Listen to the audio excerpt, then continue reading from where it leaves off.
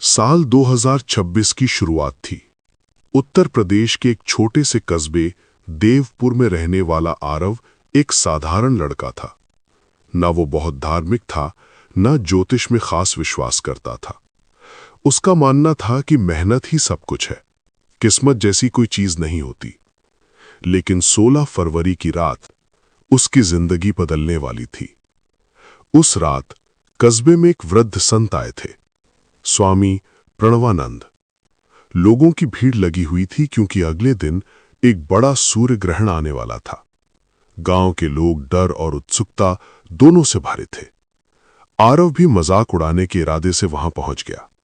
स्वामी जी बोले, कल का सूर्य ग्रहण सिर्फ आकाश की घटना नहीं है, ये लोगों के भीतर छिपे अंधकार और प्रकाश की परीक्षा है।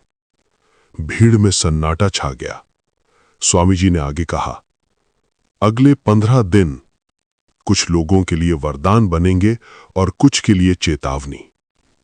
आरव हंसा, बाबा ये सब अंधविश्वास है। स्वामी जी मुस्कुराए, बेटा कभी कभी जो दिखता नहीं वही सबसे बड़ा सत्य होता है। 17 फरवरी की दोपहर थी। गांव में अजीब सा माहौल था। लोग घरों में बंद थे, मंदिरों में मंत्र गूंज रहे थे। आरव ने कुछ भी खास नहीं किया। वो दोस्तों के साथ मोबाइल चला रहा था।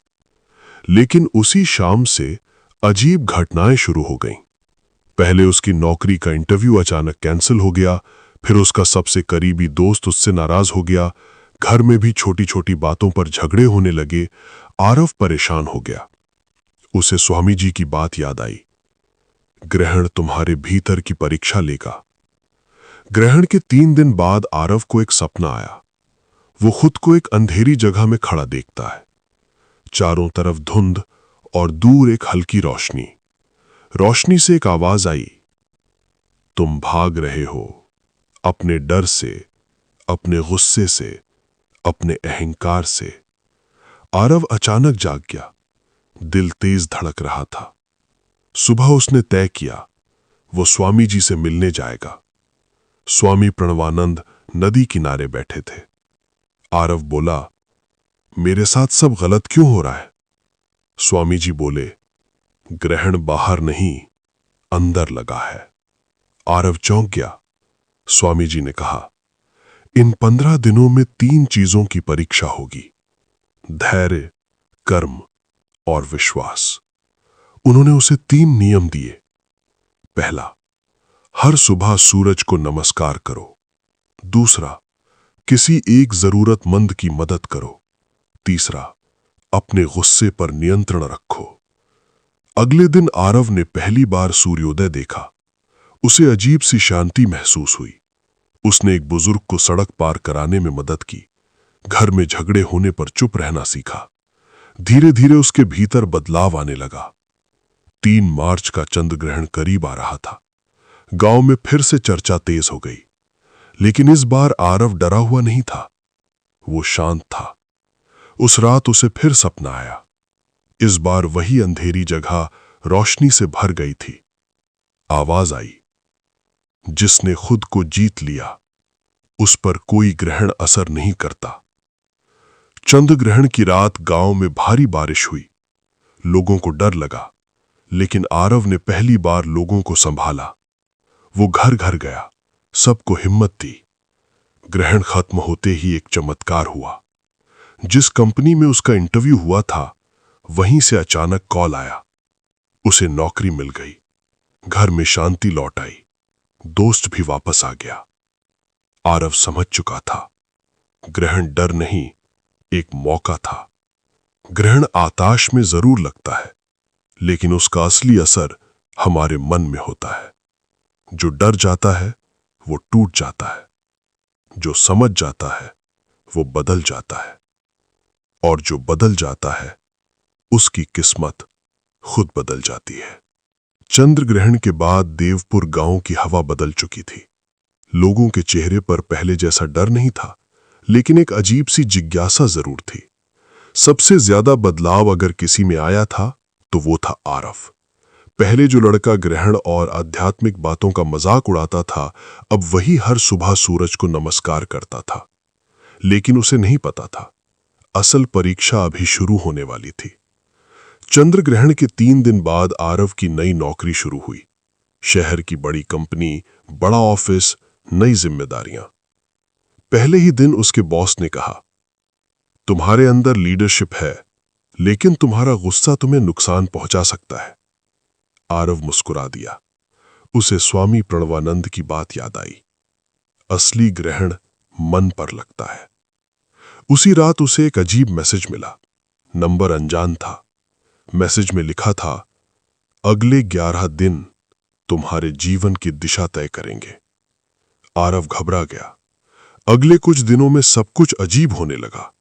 ऑफिस में गलतफहमियां बढ़ने लगीं, दोस्तों के बीच दूरी आने लगी, घर में अचानक पैसों की समस्या खड़ी हो गई। एक दिन ऑफिस में एक सहकर्मी ने उस पर झूठा आरोप लगा दिया। पुराना आरव होता तो गुस्से में फट पड़ता, लेकिन उसने खुद को रोका। उस रात फिर सपना आया। इस बार उसने देखा कि एक विशाल दर्पण उसके सामने है। दर्पण में उसका चेहरा नहीं, बल्कि उसके डर दिखाई दे रहे थे। आवाज आई, जब तक तुम अपने भीतर की छाया से नहीं मिलोगे, तब तक बाहर की दुनिया बदलती नहीं। आरव तुरंत स्वामी प्रणवानंद के पास गया। बाबा, सब कुछ फिर से बिगड़ रहा है। स्वामी जी मुस्कुराए। ग्रहण का दूसरा चरण शुरू हो गया है।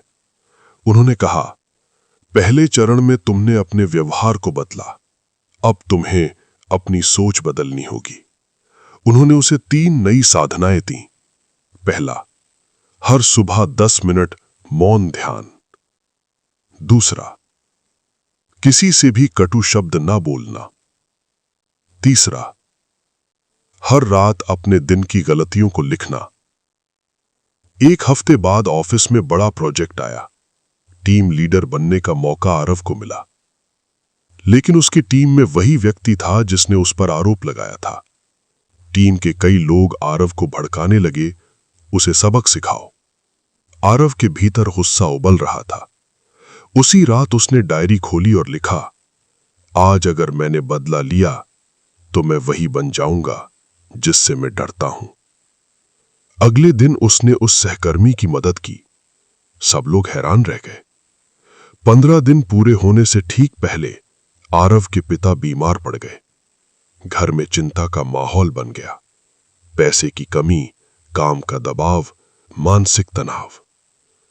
आरव टूटने लगा। उसी रात उसे तीसरा सपना आया। इस बार उसने खुद को एक पहाड़ पर चढ़ते हुए देखा। रास्ता कठिन था, लेकिन ऊपर तेज रोशनी थी। आवाज आई, अंधेरा हमेशा रोशनी से पहले आता है। अगले ही दिन ऑफिस का बड़ा प्रोजेक्ट सफल हो गया। कंपनी ने आरव को प्रमोशन दे दिया। उसी शाम डॉक्टर ने बताया कि उसके पिता अब खतरे से बाहर है। आरव की आंखों में आंसू आ गए। वो समझ चुका था, ग्रहण ने उसकी जिंदगी खराब नहीं की, बल्कि उसे मजबूत बनाया। आरव फिर से स्वामी प्रणवानंद के पास गया। बाबा, अब मुझे डर नहीं लगता। स्वामी जी बोले, क्योंकि तुमने समझ लिया है, ग्रहण बाहर नहीं, हमारे भीतर लगता है। उन्होंने कहा, जिस दिन इंसान अपने डर, गुस्से और अहंकार पर विजय पा लेता है, उस दिन उसकी किस्मत बदल जाती है। ग्रहण हमेशा विनाश नहीं लाता, कभी कभी वो हमें खुद से मिलाने आता है। जो व्यक्ति डर में जीता है, वो हर ग्रहण से हार जाता है, लेकिन जो सीख लेता है, वो हर अंधेरे को अपनी ताकत बना लेता है। देवपुर गांव में अब लोग आरव को अलग नजर से देखने लगे थे। जो लड़का पहले हर बात पर हंसता था, अब वही लोगों की समस्याएं सुनता, उन्हें समझाता। लेकिन एक चीज उसे अंदर ही अंदर परेशान कर रही थी। उसे लगातार अजीब संकेत मिल रहे थे। कभी मोबाइल अपने आप बंद हो जाता, कभी रात में अजीब आवाजें सुनाई देती, कभी ऐसा लगता जैसे कोई अदृश्य शक्ति उसे देख रही हो। एक शाम गांव में एक नया साधु आया, कालदास बाबा। उनकी आंखें बेहद तेज थीं, उन्होंने पहली नजर में ही आरव को बुलाया। तुम्हारे ऊपर आध्यात्मिक परिवर्तन का प्रभाव है, लेकिन तुम्हें सावधान रहना होगा। आरव चौंक गया। क्यों बाबा? कालदास बोले, जब इंसान भीतर से बदलता है तो नकारात्मक शक्तियां उसे रोकने की कोशिश करती हैं। उस रात आरव को सबसे भयानक सपना आया। उसने देखा वो एक सुनसान मंदिर में खड़ा है, चारों तरफ टूटी मूर्तियां और बीच में एक काला साया। साया बोला, तुम बदल रहे हो और मुझे ये पसंद नहीं। आरव डर कर जाग गया। उसका शरीर पसीने से भीग चुका था। अगली सुबह वो स्वामी प्रणवानंद के पास गया। उन्होंने गंभीर स्वर में कहा, अब तुम्हें 3 सबसे कठिन परीक्षाओं से गुजरना होगा। पहली, मौन की परीक्षा। जब लोग तुम्हें गलत समझें तब भी शांत रहना। दूसरी, विश्वास की परीक्षा। जब सब कुछ टूटता दिखे तब भी भरोसा रखना। तीसरी, करुणा की परीक्षा। जब सामने वाला तुम्हारा दुश्मन हो तब भी उसकी भलाई करना। ऑफिस में एक बड़ी मीटिंग के दौरान आरव की गलती नहीं थी, फिर भी उसे सबके सामने डांट दिया गया। पूरा हॉल हंस रहा था, उसके अंदर गुस्सा उबल रहा था, लेकिन उसे गुरु की बात याद आई, मौन भी शक्ति है। वो शांत रहा। 2 दिन बाद सच सामने आया और वही लोग उससे माफी मांगने लगे। अचानक कंपनी ने प्रोजेक्ट बंद कर दिया। आरव की नौकरी खतरे में आ गई। घर में फिर तनाव बढ़ गया। लोग कहने लगे, देखा, ये सब ग्रहण का असर है। लेकिन इस बार आरव नहीं टूटा। हर सुबह ध्यान, हर रात कृतज्ञता। कुछ ही दिनों बाद उसे दूसरी बड़ी कंपनी से ऑफर मिला, पहले से 2 गुनी सैलरी के साथ। जिस सहकर्मी ने पहले उस पर आरोप लगाया था, वही अब मुश्किल में था। उसकी नौकरी जाने वाली थी। लोग बोले, अब मौका है बदला लेने का। लेकिन आरव ने उसकी मदद की। उसने अपने बॉस से उसकी सिफारिश की। सब हैरान रह गए। उसी रात कालदास बाबा फिर मिले। उन्होंने कहा, तुमने 3 परीक्षाएं पार कर ली हैं। अचानक उनके चेहरे पर तेज चमक उठी। आरव को समझ आया वो साधारण साधु नहीं, बल्कि उसकी आत्मिक यात्रा के मार्गदर्शक थे। उन्होंने कहा, ग्रहण का असली अर्थ अंधेरा नहीं, बल्कि आत्मा की जागृति है। अगली सुबह आरव ने पहली बार खुद को पूरी तरह शांत महसूस किया। अब उसे डर नहीं था, न भविष्य का, न ग्रहण का, न अंधेरे का, क्योंकि उसने समझ लिया था, जिसने खुद को जीत लिया, उसकी किस्मत कोई ग्रहण नहीं बदल सकता। देवपुर गांव की सुबह अब पहले जैसी नहीं रही थी। लोग अक्सर आरव से सलाह लेने आने लगे थे। कोई घर की समस्या लेकर आता, कोई मन की उलझन लेकर। लेकिन आरव के भीतर एक नई बेचैनी जन्म ले रही थी। उसे महसूस हो रहा था जैसे उसकी यात्रा अभी पूरी नहीं हुई, कुछ बड़ा अभी बाकी है। एक रात ठीक 3 बजे आरव की आंख अचानक खुल गई। कमरे में सन्नाटा था, लेकिन उसे साफ साफ एक आवाज सुनाई दी, पुराने शिव मंदिर आओ। वो डर गया, लेकिन दिल के अंदर से एक अजीब सा विश्वास उठ रहा था। सुबह होते ही वो गांव के बाहर स्थित प्राचीन शिव मंदिर पहुंच गया। मंदिर वर्षों से बंद पड़ा था। टूटी दीवारें, सूना आंगन और अंदर घना अंधेरा। जैसे ही आरव मंदिर के अंदर गया, उसे एक पुरानी ताम्र पट्टिका दिखाई दी। उस पर लिखा था, जब मनुष्य 3 परीक्षाएं पार कर ले, तब उसे अपने जीवन का असली उद्देश्य ढूंढना चाहिए।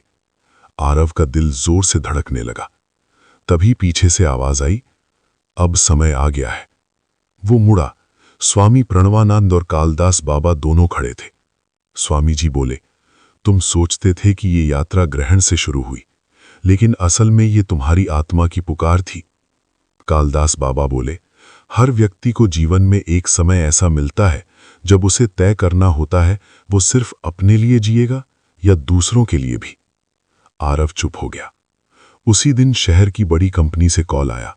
उसे विदेश जाने का मौका मिला था। बहुत बड़ी सैलरी, शानदार जीवन। दूसरी तरफ गांव के लोग थे जो अब उसे अपना सहारा मानने लगे थे। उस रात आरव पूरी तरह उलझ गया। क्या वो अपने सपनों का पीछा करे या गांव में रहकर लोगों की मदद करे? उसी रात उसे अब तक का सबसे गहरा सपना आया। उसने खुद को 2 रास्तों के बीच खड़ा देखा। एक रास्ता चमकदार था, पैसा, सफलता, प्रसिद्धि। दूसरा रास्ता शांत था, सेवा, सादगी, आत्मिक संतोष। तभी एक प्रकाश प्रकट हुआ। आवाज आई, सही रास्ता वही है जिसे चुनकर तुम्हें भीतर से शांति मिले। सुबह आरव ने फैसला कर लिया। उसने विदेश की नौकरी मना कर दी, लेकिन शहर में एक नई कंपनी ज्वाइन की, जहां से वो गांव की मदद भी कर सके। उसने देवपुर में एक छोटा ध्यान और सेवा केंद्र शुरू किया। लोग वहां आकर ध्यान करते, अपनी समस्याएं साझा करते और जीवन को नए नजरिए से देखना सीखते।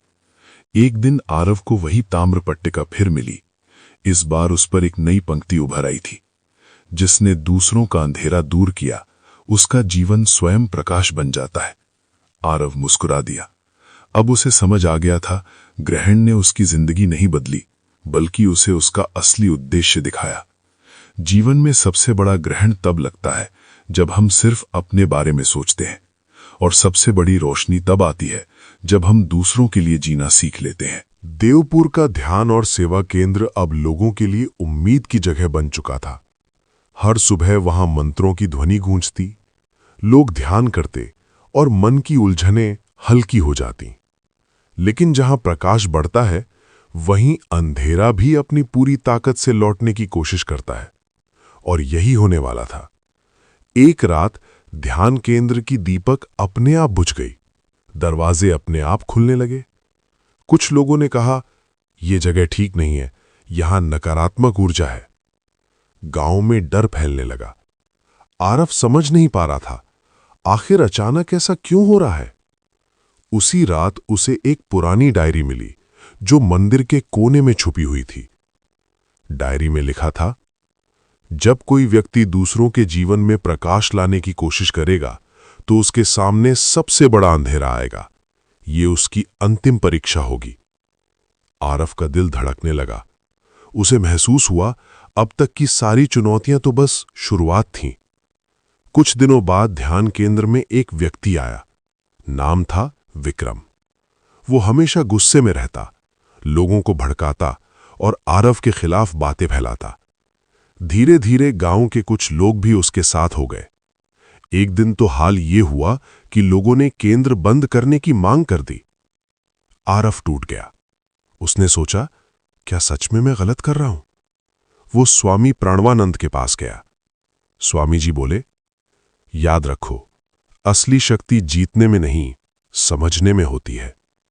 उन्होंने कहा, जिसे तुम दुश्मन समझ रहे हो, शायद वही तुम्हारी सबसे बड़ी परीक्षा है।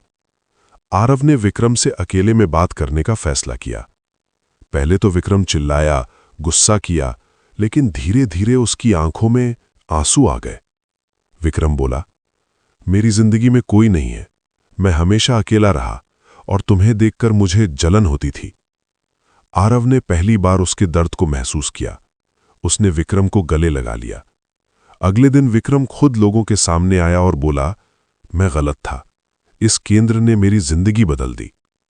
गांव में जो लोग विरोध कर रहे थे, वही अब समर्थन करने लगे। ध्यान केंद्र पहले से ज्यादा मजबूत हो गया। उस रात ध्यान करते समय आरव को एक गहरी शांति महसूस हुई। उसे लगा जैसे भीतर से एक आवाज आ रही है, असली जीत दुश्मन को हराने में नहीं, उसे समझने में होती है। उसने महसूस किया, उसका डर, उसका गुस्सा, सब खत्म हो रहा है। जब इंसान दूसरों के दर्द को समझना सीख जाता है, तो उसके जीवन से सबसे बड़ा अंधेरा दूर हो जाता है। और वही पल होता है। देवपुर का ध्यान केंद्र अब दूर दूर तक प्रसिद्ध हो चुका था। लोग शहरों से आने लगे थे, कोई मानसिक शांति के लिए, कोई जीवन की दिशा खोजने के लिए। लेकिन